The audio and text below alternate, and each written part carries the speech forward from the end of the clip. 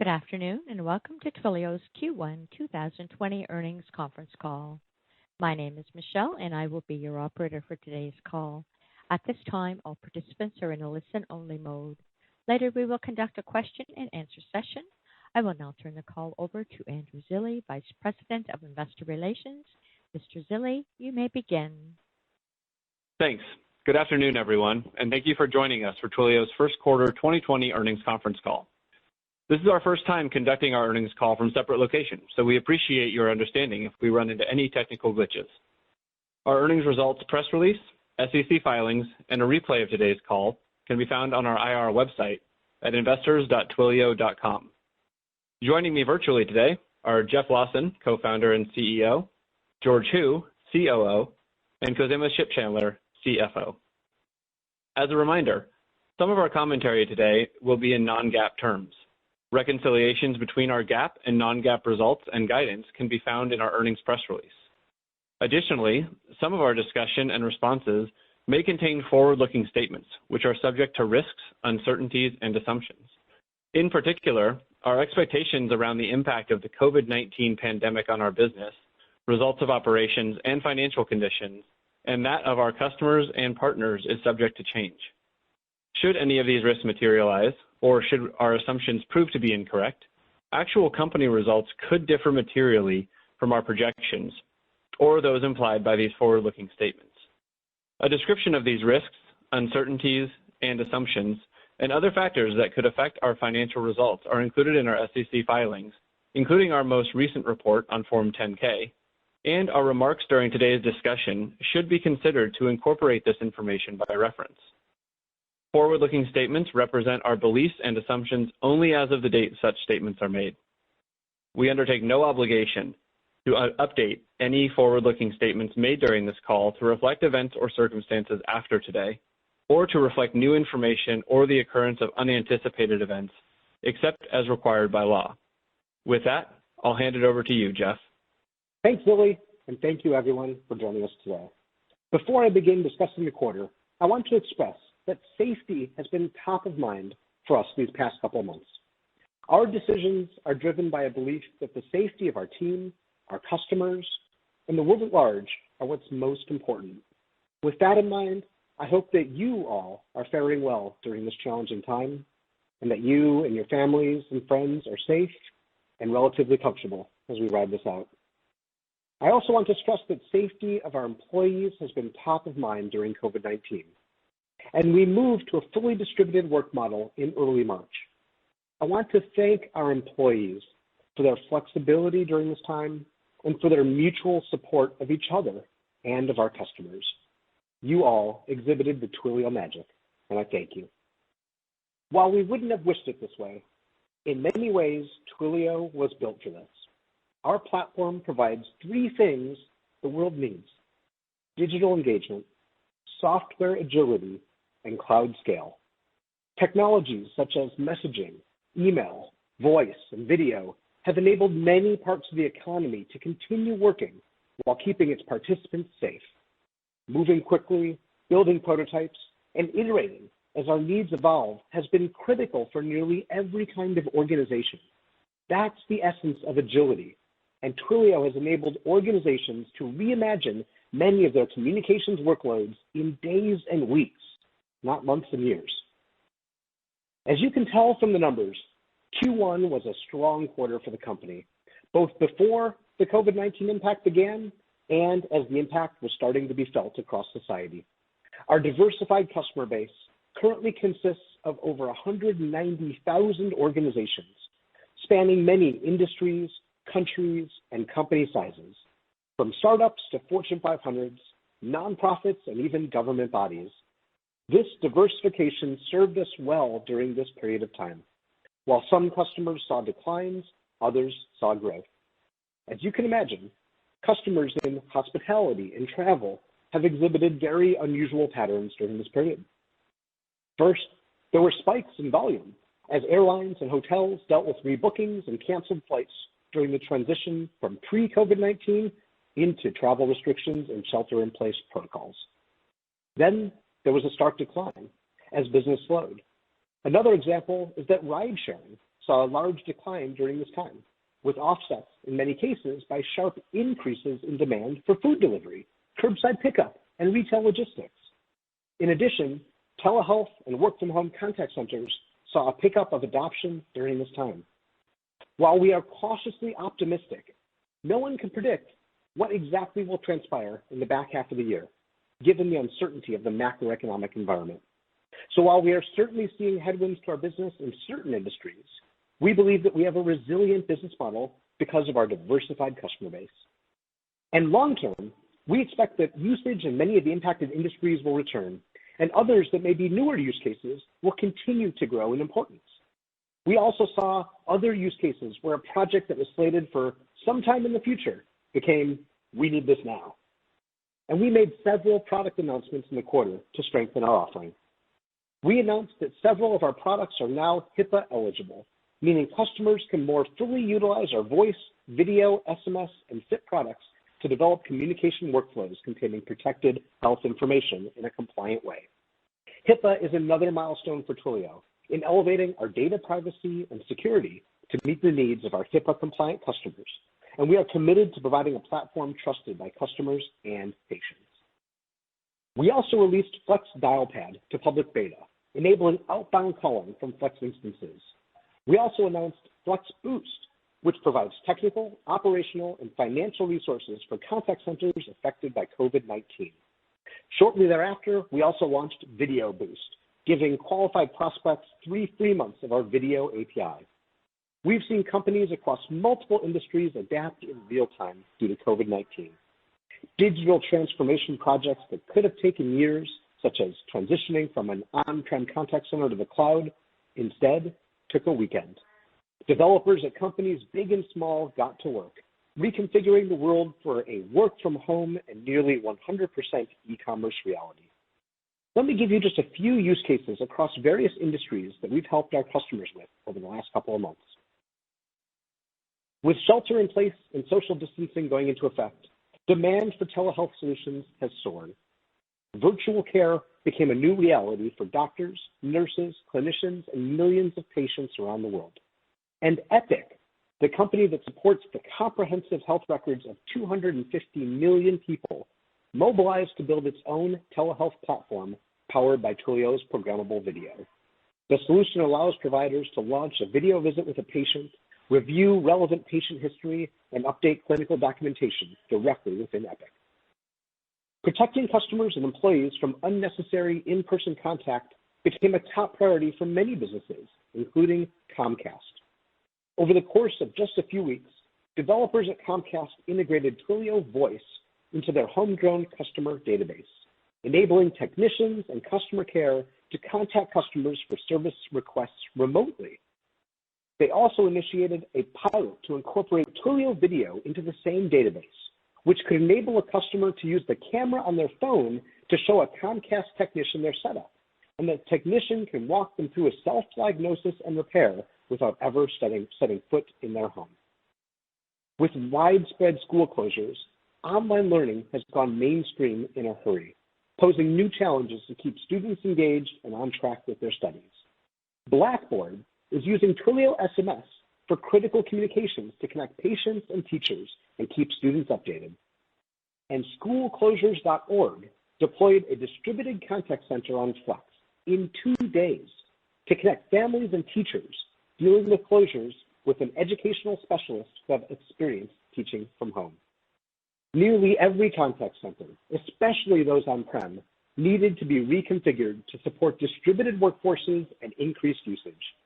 The city of Pittsburgh needed a way to enable 311 operators to continue to perform their critical work without going to their legacy on-premises call center, as usage was spiking in response to COVID-19. They turned to Twilio Flex for a solution, and within 4 days, we're up and running with agents working safely from home and no disruption in service for residents. Nonprofits have also had to scale up to support the unprecedented demand of the current environment. City Harvest provides New Yorkers with emergency food relief in a safe way through Plentiful, an SMS reservation system built in partnership with United Way for New York City on Twilio. And with 62% more clients scheduling appointments, and a 474% growth in volume of messages from partners, they are helping more people safely get food during this critical time. I'm incredibly proud of the Twilio team for how they performed in the first quarter and how they've adapted to the ever-changing environment. We know that circumstances like these often bring opportunities, and based on the numerous new use cases and unprecedented digital acceleration that's happened over the last month, I believe that this time has actually created even more long-term opportunities for us to address. As such, I'm even more excited about what lies ahead for Twilio. I want to give a thank you to our Twilio.org team for everything they've done to respond to this pandemic. Within a week of COVID-19 being declared a global pandemic, Twilio.org donated $1 million to various organizations focused on driving the medical response to COVID-19 and serving low-income, at-risk populations who may be severely impacted by the virus. Twilio is also matching employee donations 2-to-1 for charitable organizations focused on the COVID-19 response, including the CDC Foundation, Global Relief International, Give to Asia, and International Medical Corps. These acts are part of our initial response to the pandemic, but we are acutely aware of more need in communities around us and will continue our efforts to invest in our communities during this time of need. I also want to welcome a couple of new leaders at Twilio. We recently hired Christy Lake as our new Chief People Officer, and she'll be responsible for our global people team, driving the company's talent development and acquisition strategy and growing the Twilio magic around the world. We also welcomed Steve Pugh as our new Chief Security Officer to lead Twilio's global trust and security team, responsible for corporate, physical, and cyber security. We're excited to have you both on board. Before I hand it over to George, I want to thank those who are on the front lines of this pandemic: the medical professionals, the truck drivers, the food delivery workers, the grocery store workers, the manufacturing workers, and everyone else who is playing a role in slowing the spread or providing us with the stocked shelves in our local stores. Thank you. Thank you for everything you're doing for the rest of us. With that, I'll hand it over to George. George? Thanks, Jeff. Our team delivered great results in the first quarter as our investments in go-to-market continue to expand our reach. Customer engagement continues to be top of mind for companies, and we are helping them drive new ways of digital engagement. When we closed our offices in early March, the team did a great job continuing to engage with our customers. Our marketing team shifted several planned in-person events to virtual, with more than 30 virtual events Q2, from the Twilio Engagement Center programs to roundtables to lunch and learns, and our first ever virtual Engage event that we held in mid-April with more than 1,500 registrants. Our developer relations team also did a great job engaging our extensive developer community online through Twilio TV and Twilio Quest and more. In fact, our developer community spent 150,000 minutes plus watching our live video content this quarter, 528,000 minutes watching on-demand video content, and averaged a total of nearly 100,000 minutes learning on Twilio Quest. Thanks to the entire team for being there to support our customers and developers throughout the changing environment. I also want to thank our partner ecosystem for stepping up during this challenging time, providing needed implementation services and Twilio packages for mass alerts, remote agent contact centers, AI-powered bots, and more. As you heard from Jeff, COVID-19 has drastically accelerated digital transformation projects across many industries, and we are uniquely positioned to help with our complete customer engagement platform. In fact, we saw a 25% increase in average daily signups from March 18th through April 30th, compared to the first 11 weeks of the quarter. This is a great opportunity for us to introduce Twilio to new customers or expand with additional products with existing customers. Whether it's adding video for telemedicine, voice for IVR, or email for updates and notifications, the current environment has presented multiple entry points for us that expand our long-term opportunity. But it's bigger than just individual channels, as companies need to act quickly to move their contact centers to the cloud. Prior to this outbreak, it was estimated that of the roughly 15 million contact center seats in the market, about 17% were in the cloud. Now, it is expected to be 50% by 2025, and Flex provides us a great opportunity to help companies with this transition, with a fully programmable contact center platform. Let me discuss a few deals we signed in the quarter. As you know, expanding our international presence has been a key area of investment for us over the last couple of years. We've opened several new offices, and the percentage of our total headcount outside of the U.S. has increased from roughly 19% to 27% in just the past year. This strategy is paying off as we continue to land and expand with some great international companies. For example, we expanded our relationship with Nubank, the largest fintech company in Latin America. Nubank became a Twilio email customer in 2019 and turned to Twilio to help them scale their contact center to keep up with their growth. In Q1, Nubank chose Flex to power their several thousand contact center agents with our trusted programmable platform. Thanks to our team in Brazil for building such a great relationship with Nubank. We also signed Flex deals with AB InBev and a Fortune 150 conglomerate. We entered into a new relationship with Standard Chartered Bank, a Global 2000 company and leading international banking group with more than 87,000 employees across 60 markets. Standard Chartered, which has been in business for more than 160 years, is an incredible example of digital transformation, and they selected Twilio to build their new enterprise messaging platform to provide the flexibility, performance, and scale they need to provide the best experience for their customers. We expanded our relationship with a Fortune 100 brick-and-mortar and online retail company that has been a customer for several years, and a brand many of you have likely interacted with recently. They are building a new workflow to expand our usage of Twilio SMS for their mobile and web applications. This new workflow will offer order and shipping notifications via text messaging to guests who purchase through those channels. Adding email to the platform has been very successful, as it allows us to offer customers a single platform for their digital customer engagement. And we continue to see email drive great new deals for us. We entered into a new relationship with a large car manufacturer that needed a new platform with a reliable deliverability of two-factor authentication for their customers, as their existing solution was not performing. They selected Twilio as their platform of choice, combining email and SMS to provide a more reliable and integrated solution to ensure a better experience for customers. We also expanded our relationship with one of the world's largest consulting firms as they added email to power marketing campaigns and custom notifications across several products. They chose Twilio due to our ability to quickly integrate into key applications across their business in over 120 countries, enabling product teams to ideate, test, and deploy with little friction. Overall, we had a strong first quarter.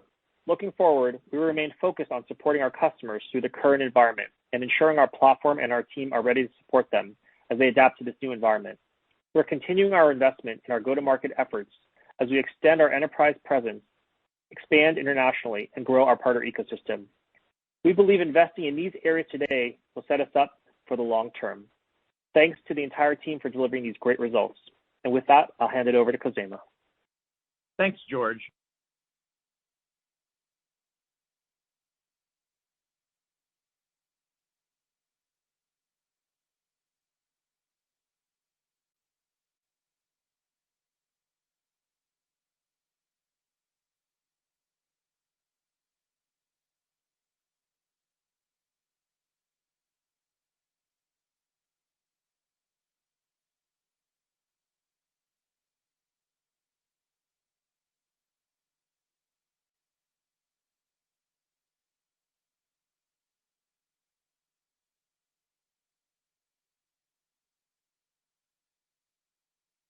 Compared to 29% both last quarter and in Q1 2019. WhatsApp contributed approximately 7% of revenue. Verizon's A2P, or application-to-person messaging fee, was implemented on February 1st and contributed approximately $4 million to revenue. As a reminder, this was a direct pass-through to customers and did not impact gross profit dollars. First quarter non-GAAP gross margin was 57% and was negatively impacted by 70 basis points from A2P fees. We will continue to provide the financial impacts of A2P fees throughout the remainder of 2020. Non-GAAP operating profit came in at $6 million, stronger than originally forecast. This outperformance was primarily driven by revenue favorability, as well as reduced travel and office expenses, plus slower than planned hiring. Now let me discuss guidance. While we continue to see strength in our business, the macroeconomic environment remains dynamic, and we feel it best to employ prudence in our guidance philosophy. As such, we are withdrawing guidance for the full year. However, we are providing guidance for the second quarter and expect revenue of $365 million to $370 million, including A2P fees, for growth of 35% year over year at the high end.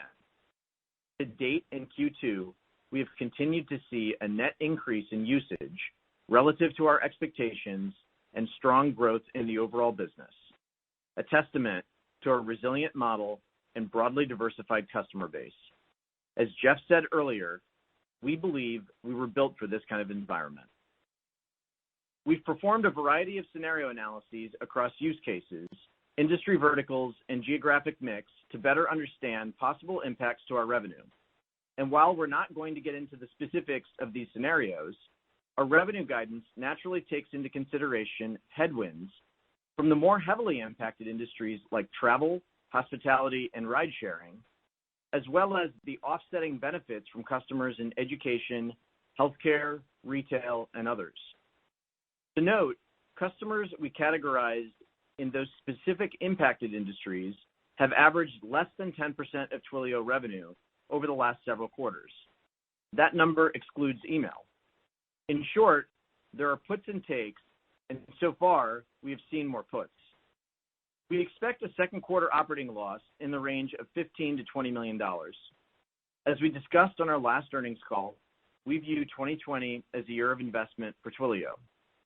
Given the strength of our balance sheet as well as the size of the opportunity in front of us, our intention is to continue investing through this cycle.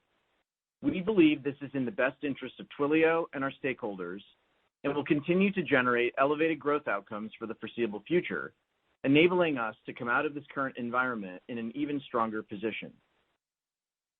Let me give a brief update on each of the areas of investment we laid out on our last call.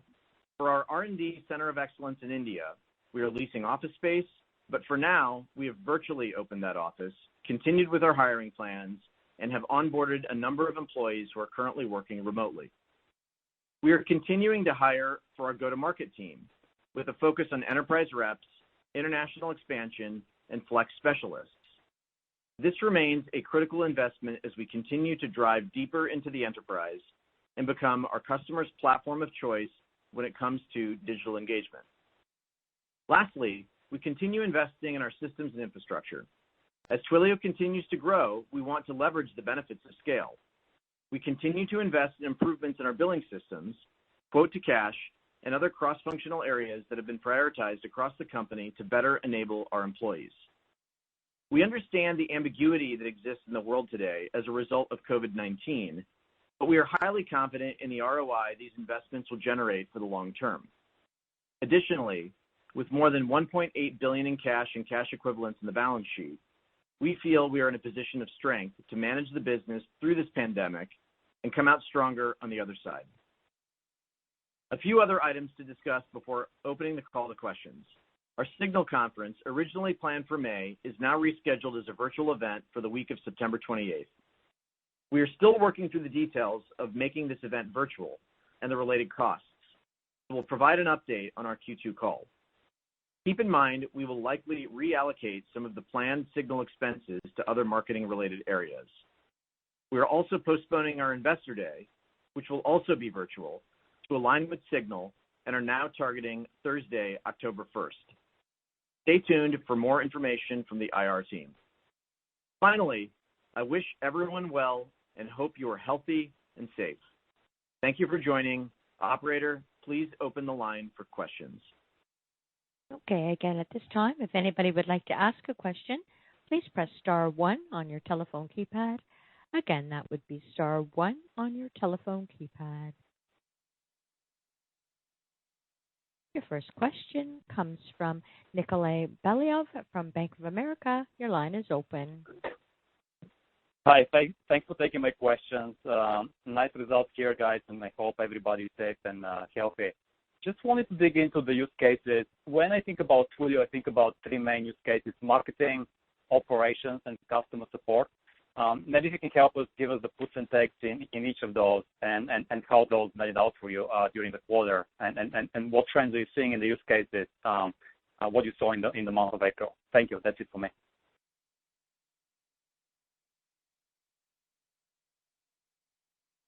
Thank you, Nikolai. This is Jeff. Oh, Khozema, you want to take it? Sorry, I have the coordination problem on this call like usual.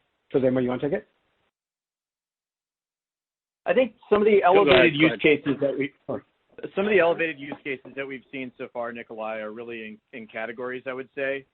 So, we talked about some of the headwinds, for example, but I think on the other side, in terms of like some offsetting benefits that we've seen, are use cases in education, healthcare, retail, which is more of a vertical look relative to some of the areas that you called out. And I think what we're seeing is that through the first quarter, certainly on the back end of that, and then as well as we begin to start Q2, we've continued to see a slight net increase in usage relative to our expectations, in part because of new use cases in some of those areas. And I think all of that just kind of goes to the broad overall strength in the business. The business is broadly diversified. We have a very resilient model and customer base that spans geos, industries, and verticals. And so I wouldn't necessarily call out a specific use case, but I think we're seeing elevated activities in some of those areas, obviously offset by some of the others that we called out. Yeah, this is George. I'd add on to that. I agree with Khozema. Most of the trends we're seeing are by industry. That said, we are seeing 6 use cases that are, opportunistically coming forward for us under COVID. And these 6 are remote contact center, self-service, contactless delivery, distance learning, telehealth, and mass notifications. And those are some of the emerging use cases that we're seeing under COVID. Certainly not, we still have the core use cases that are going strong, but those are some new ones that we're excited about. Perfect. Thank you, guys. Your next question comes from Derek Wood from Cowen. Your line is open. Great, thanks, and congrats on an impressive acceleration and growth, and I think a big jump in new customer accounts in the quarter. I wanted to, touch on the sales strategy here. Obviously there's a lot of disruption with how people are communicating. You guys are talking about acceleration and digital transformation. I'm curious, are you seeing sales engagements move out of just the developer and more into the C-suite? And I guess given this opportunity, what are you doing to lean in from a sales strategy standpoint? This is George. Yeah, I'm really glad that we've really made the investments over the last few years now to both have the distribution as well as the programs, the executive engagement program, so that we've built relationships with companies so that we can basically be able to take advantage of this situation. And, what we're seeing is a growth really across these industries that we've talked about. We are engaging at a higher level than before, because now what we're seeing is, executive decisions coming down to, hey, we've got to transform our contact center in 60 days in some cases or what have you. But I would say this is really just much more building on the strategy we've had now for a long time, which is to go into enterprise, sell higher, sell more strategically. And so we're continuing to, I think, more execute the playbook that we've been preparing for several years than fundamentally alter the playbook, except for really focusing on these new use cases, which I think I'm very excited about. And we've really done, I think, a good job of training and arming our sales force to go prosecute these 6 new use cases well. Thank you. Your next question comes from Michael Turrin from Wells Fargo. Your line is open.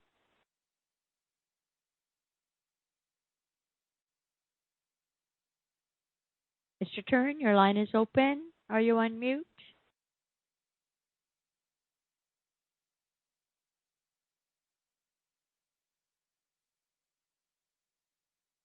We'll move on to Matt Stoller. Hi, can you hear me?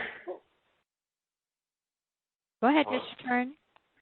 Oh, sorry about that. Pinball on the calls here.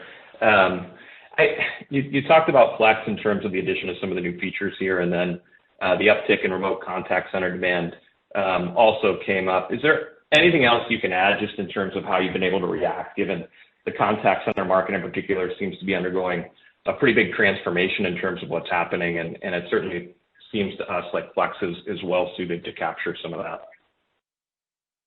Yeah, this is George. So in addition, I think having really a great product and platform in terms of being able to have flexibility and the ability to deploy quickly, which is, I think, perfect for this moment, the ability to support, work at home agents, remote agents. I mean, I think that, this time was really tailor-made for the Flex value proposition. We've augmented that by really beefing up some of our capabilities, our services capabilities, and our partner capabilities. So, internally, we've created a program that we're calling the Twilio Lightning Program, which is a set of services to help Flex customers get deployed very, very quickly. In some cases, we're able to turn around some of these emergency cases in just a few days on the platform, which is incredibly exciting. And we're also seeing, our partner ecosystem step up to help us. And the Twilio Build program is starting to pay off, as we saw, in Q1, north of 40% of our Flex deployments involved a partner, which I think is a real testament to the work we've done to build not just the product and the platform and the engagement team on the sales side, but also our partner ecosystem. And we're excited about continuing our progress there. Thank you. Really strong start to the year. Nice work, all. Your next question will come from Matt Stotler from William Blair. Your line is open. Hey guys, thanks for taking my questions. Congrats on the great results. Just a couple quick ones for me. So one, obviously strong results in Q1. Sounds like usage, as you said, is above expectations and so far in Q2. When you look at guidance for Q2 and think about what you're seeing with customer behaviors, how much of your growth do you see coming from continued increase in usage at existing customers versus the behaviors that you're seeing in terms of continuing to onboard new customers as we move into Q2?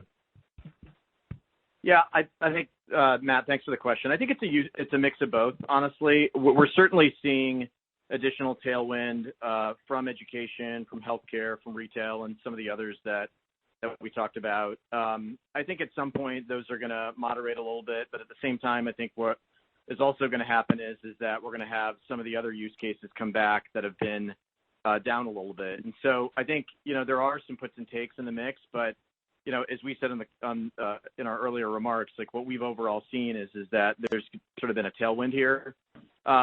I think in terms of the back half of the year, we're still cautiously optimistic about the way that things are going to play out there. We felt it was prudent to withdraw our guidance for that period, just given how dynamic things are, but we do remain cautiously optimistic. And I would say, certainly for the long term, we're as excited as we've ever been, if not more excited. Right. Yeah, that's great.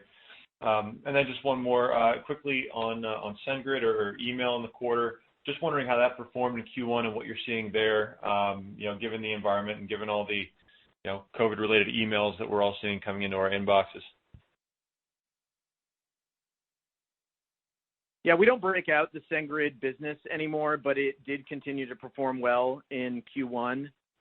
Specific to COVID-19, email as well experienced similarly higher usage relative to what we talked about across the entirety of the business.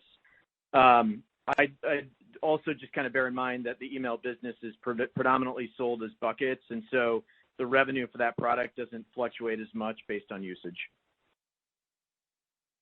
Right. Helpful. Thanks for taking my questions.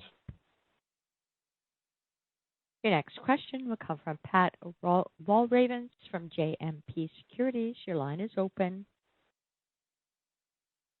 Hi, this is Mark for Pat. Thank you so much for taking my question. I'm just wondering in terms of if you guys have any flexible payment kind of for the SMB, and if they request for flexible payment, what's the policy there?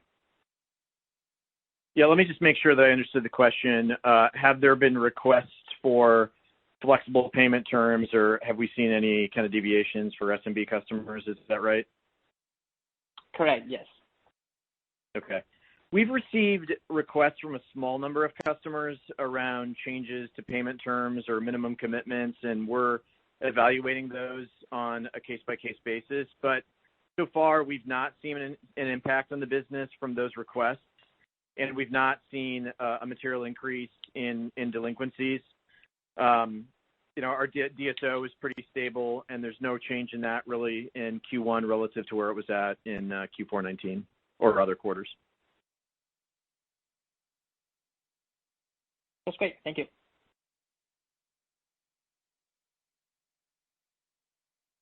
And your next question will come from Meta Marshall from Morgan Stanley. Your line is open.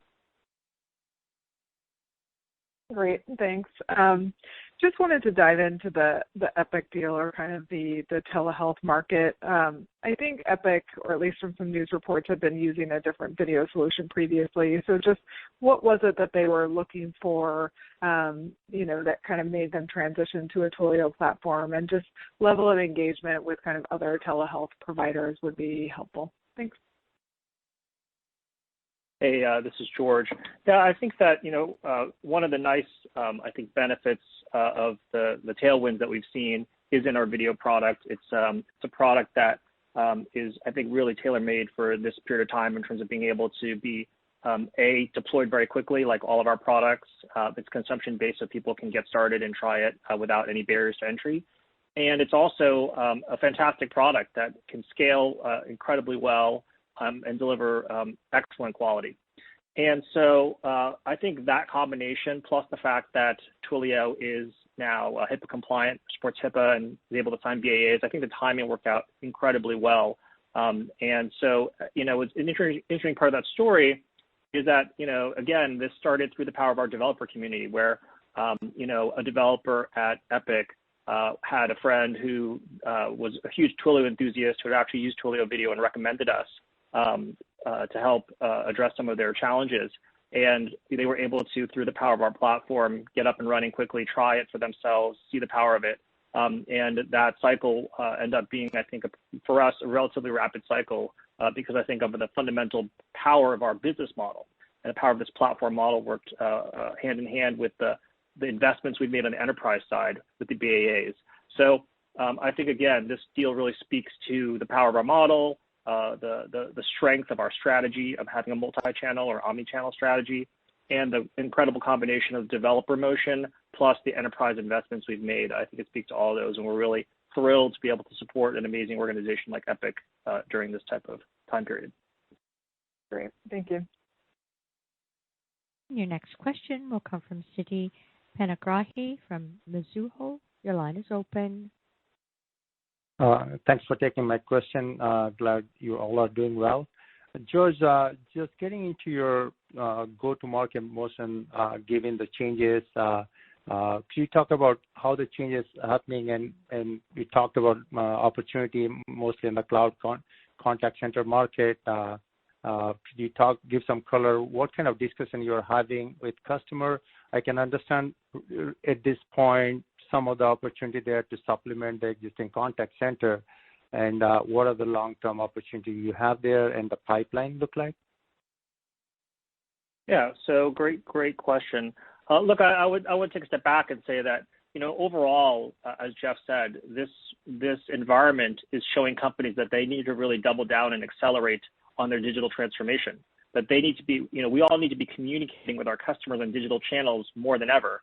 And that could be messaging, that could be WhatsApp, that could be video, and that could also be voice and in the contact center. That all of these channels are incredibly important in this period of time. And the strength that we're seeing is really across multiple products, not just the contact center. And what's really fantastic about this opportunity for us is that certainly while it's challenging for our sales team, they can't go visit customers. They're having, obviously all of us are having our personal challenges with staying at home, that our sales team is doing an amazing job of engaging our customers, engaging executives. In this age, you're doing video calls with your customers in each other's homes. You're building deeper rapport. I think there's just some really interesting opportunities being opened up to build deeper connection with customers during this period of time, and our sales force is taking advantage of that. Now, one of those opportunities absolutely is the contact center. And what we're seeing is that, not across the board, but certainly for many companies, that this current situation is causing them to rethink many aspects of their contact center. I was talking to one of our customers who, in their contact center, they were using a BPO, and suddenly they had to figure out, okay, how do we make sure that our BPO is socially distanced, for their agents, and made their agents, how do we support work-at-home agents as part of this? So there's a huge transformation happening in the contact center. And there's no doubt that this is going to accelerate the overall migration of contact centers to the cloud. And, I think that we're benefiting from that, hopefully as much as anyone. because of our business model and because of our technology model. So we're excited about these use cases. We're excited about the transformation happening. We are engaging, and I think that this is definitely an area that, amidst a lot of challenges in certain industries, we're excited about. Thank you. Your next question comes from Mark Murphy from JP Morgan. Your line is open. Oh, hey, thanks. This is Pinjalim on behalf of Mark. Congrats on the quarter, and thanks for taking the question. Khozema, one question for you. Is there any way to disaggregate the upside versus your guidance between core Twilio base SendGrid and the variable portion? Because, I mean, just trying to figure out, was there any material change in the contribution from variable revenue versus what you had expected before? Yeah, we're not disclosing those different buckets. I mean, I would say it this way, that to reiterate a point that I made earlier, that I think what we saw in Q1 was simply a reflection of a broadly diversified customer base that had a strong performance overall. And, we noted a few of the areas that were more economically challenged, and then some of the areas that had tailwind, but we don't break out those segments anymore. Okay, understood. And one quick one for Jeff, if I may. Jeff, any thoughts on the Cinch acquiring the digital interconnect business for SAP? How could that shape the competitive environment in messaging going forward, if at all? Yeah, as a company, we typically focus on the needs our customers have and building software that helps our customers to engage with their customers across a wide variety of touch points. And I think that when you look at our business, the strength of our business as far as the size that we're at and the pace at which we're growing at our scale and the diversification of all the different products we offer to our customers, I think that we're in a very good position here in the United States as well as globally to serve our customers' needs. And that's what we really focus on, is following our customers and where they take us. Understood. Congrats, guys. Your next question comes from Heather Bellini from Goldman Sachs. Your line is open. Great, thank you. I had two questions. I guess, Jeff, this one would be for you or maybe for George. Just what do you think, how do you think about what we're going through, kind of making people even more cognizant of the need for, kind of those omni-channel touch points? And do you have a sense of kind of where you would have pegged penetration of a real omni-channel strategy before, and how much that might be coming up in conversations with people now? And then the follow-up for Khozema is just the Atp Impact for the quarter, I think you said was $4 million, and I think you said it went into effect in February. Does that mean we should be expecting a $6 million benefit that's embedded in guidance for the second quarter? Thank you. Hey, Heather, this is Jeff. I was just going to say, let me just take the second piece, and I'll let Jeff elaborate on the first piece. The second piece, we didn't specifically call it out for Q2, but you're in the ballpark. Great. Great, thanks. Thanks, Khozema. So Heather, for the first part of your question, I mean, I think what you see going on right now is Twilio is becoming even more relevant to businesses in light of COVID. And, it takes many shapes based on the type of company that it is, whether the industry that they're in or where they're at in their digital transformation. But I think, one thing is kind of clear, that for companies who are engaged in a digital transformation, that oftentimes these projects were slated for, quarters or years that we're going to take to undertake, many of these got done in weeks. And so this is going to be seen as a great digital acceleration. And in many ways, Twilio was built for this moment. We offer the three things that companies need as they are accelerating their digital plans.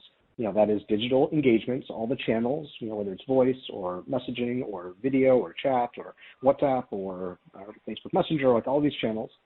Digital engagement, as we've moved so many in-person, face-to-face workloads to digital workloads, we have the digital engagement that companies need. Agility, so the ability to build quickly and to answer to changing conditions.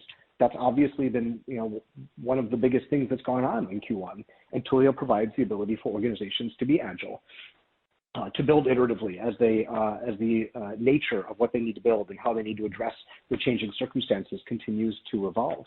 And the third thing we offer is cloud scale.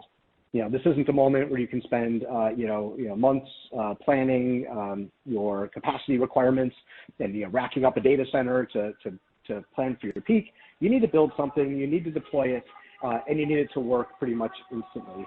And that's true of course scale, but also geographically you need to scale it around. And so Twilio brings that to the table as well. And so all in all, Twilio was built for this.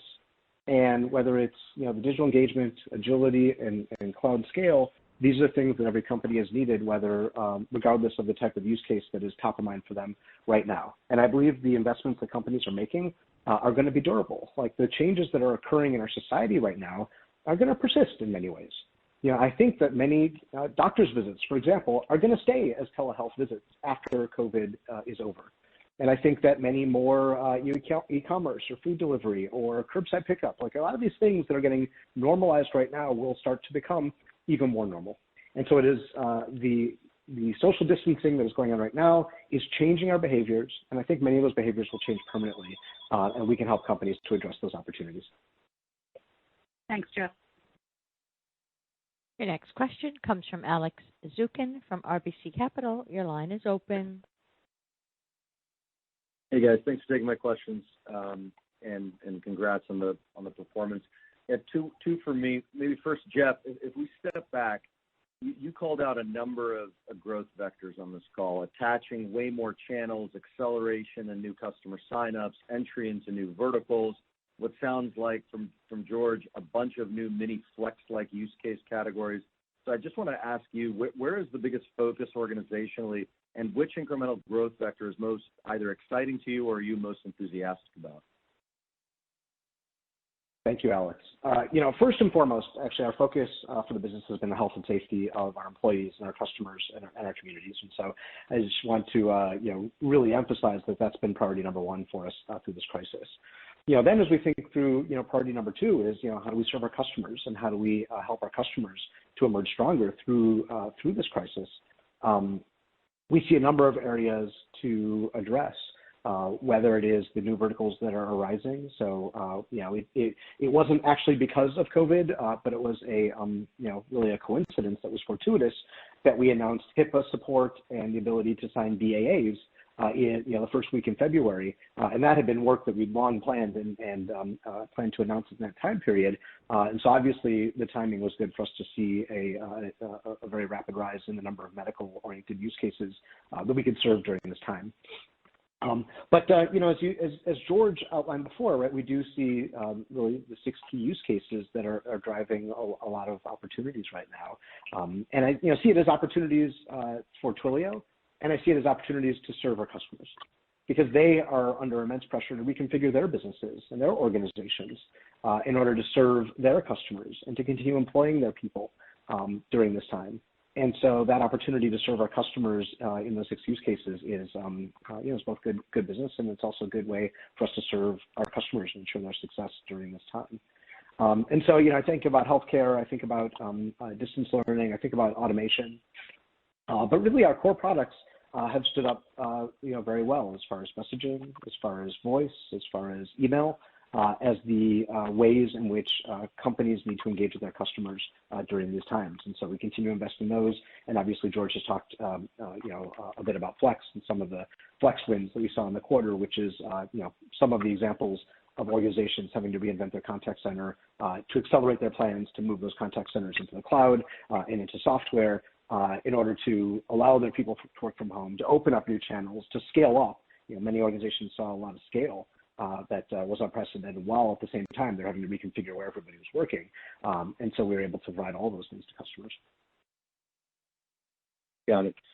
And then maybe just a follow-up. So for Khozema, if we think about the overall revenue exposure to industries that may be facing some headwinds versus industries that are seeing some tailwinds, how should we think about that backdrop, if there's any kind of high-level percentages of exposure that you can provide? And then, new versus existing kind of bookings trajectory, meaning from new customers versus existing, kind of the way we think about that, and then anything around seasonality for DB&E, both for next quarter and the second half. And apologies in advance for the multi-part question.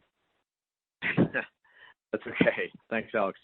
I guess I would start by saying that I think that we're very well diversified across industries, and so that helps to have a business model that's like that, and that's what I think creates the kind of performance that you saw out of us in Q1. In terms of some of the impacted industries, we called out in our earlier remarks that as it relates specifically to rideshare, travel, and hospitality, which I think have been more significantly impacted than others, they're on a revenue basis less than 10% of our overall revenue over the last several quarters, actually, not just in Q1, and that's excluding email. So I think in terms of that, we feel pretty good about the diversity in the business. And as we also noted, if you look at some of the newer use cases that came on, particularly in education, healthcare, retail, even in our .org, those have offset and then some, some of the downside exposure that we saw in some of those impacted areas. And so I think generally we feel pretty good. And then finally, I would just add, I guess, into Q2, that trend is largely continued, at least to date. In terms of DBNE, which I think is what you were getting at in terms of like seasonality and stuff like that, we're not really providing any guidance around DBNE. That's not been our practice historically. Again, we feel great about the overall diversity in the business and what that was able to drive in terms of DBNE, and we'll stay focused there. Perfect. Thank you, guys. Congratulations again. Your next question will come from Rich Valera from Needham. Your line is open. Hi, guys. This is Nate Hitchcock on for Rich. Thanks for taking our question, and I'll echo the congratulatory remarks on the strong results in the quarter. So looking specifically at the geographic breakdown, it looks like a reversal in recent trend where domestic grew faster than international in the quarter, and really wondering what dynamics are at play, maybe from a product perspective, specifically maybe calling out email or SendGrid. If you could provide any color there, would be much appreciated. Yeah, this is Khozema. I wouldn't read too much into it, honestly. It was off about 100 bips relative to prior periods. I would say it's in the ballpark of, what we would have expected it to be. I don't think there was any particular trend relative to any of our categories. There are just lots of moving pieces and that can drive it one way or the other. I think the fact that we saw strong growth in our U.S. businesses on the back of some of the areas that we highlighted, particularly education and healthcare, is a good thing, and I just wouldn't read much into geographic mix beyond that. Okay, great. Yeah, appreciate the response. Your next question will come from Brent Bracelin from Piper Sandler. Your line is open. Good afternoon. I had one for Jeff and Khozema. Jeff, really encouraging to see the vision laid out, the IPO and the diversification strategy paying off in spades here this quarter. If you would ask me in 2016 if a large operator would be a customer, i.e. Comcast, I probably would have said no. My question for you is, given we're seeing kind of this COVID-induced acceleration in the digital opportunity, would you consider accelerating your build-buy strategy? Why or why not there? And then again, one quick follow-up for Khozema. Yeah, thank you, Brent. I think build, buy, the two of those together means everything. And yes, we are accelerating our build versus buy, and we're accelerating the business. As you can see, we're continuing to invest in the long term. And I think it's the right thing to do because we see a lot of investments that we can make, both in terms of product and distribution, as well as us building the core systems and processes of the business in order to continue scaling this company for a long period of time. And so as we think about what's going on right now and the current pandemic environment, but also the long term, 5-10 years from now, we see this essentially as to some point a entry point for many even more long-term opportunities, both new kinds of customer relationships that we're going to build, new markets that we may be able to participate in, but also new products and new needs of our customers that are going to emerge. And we are in a position to be able to invest. And that investment can be organic or it can be inorganic. But we, with the balance sheet that we have, we see this as an opportunity to invest and to emerge from the COVID pandemic stronger. Makes sense. And then, Khozema, just if I got this right, it looked like WhatsApp was 7% of revenue in the quarter. I think it was up. That's up from 4% in the prior year. That would put WhatsApp materially higher year over year and at $100 million plus run rate. So I guess my question is, what's happening at WhatsApp? What drove the strength there, if that is the right number? And are there some new video use cases driving that? Any color on what drove the outperformance at WhatsApp would be certainly helpful this quarter. Thanks. Yeah, so just in terms of the number that you cited, it was 7% of revenue, and that's what we called out in our earlier remarks. It's predominantly one use case around account verification. We have a strong relationship with that company. We work hard at it, obviously, every day. I'd have to get back to you on some of the specific numbers that you cited. They sound directionally right to me, but again, I'd have to get back to you in terms of specifics. But I think, we just maintain a good relationship with that company, and as I said, we work hard at it every single day. Just one other thing I would add to Jeff's remarks around build buy. On the buy side in particular, Jeff mentioned, we have $1.8 billion on our balance sheet, which puts us in a position of strength. We raised that money in part to be opportunistic for a time like this. Obviously, we could never have anticipated a global pandemic when we did it, but I think that leaves us in a pretty strong spot to be opportunistic, and we've got a lot of optionality going forward.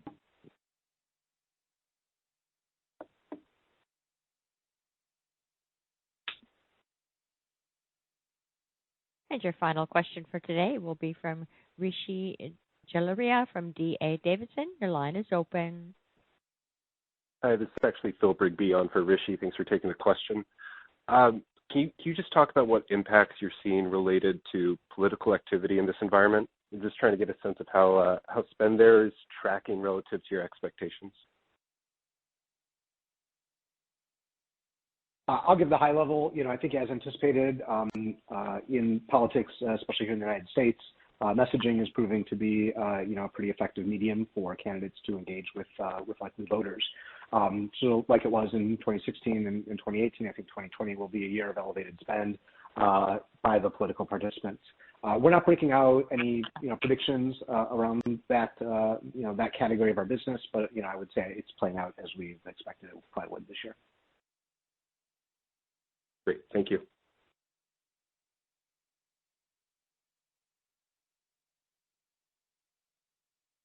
There are no further questions. I will turn the call back over to the presenters for closing remarks.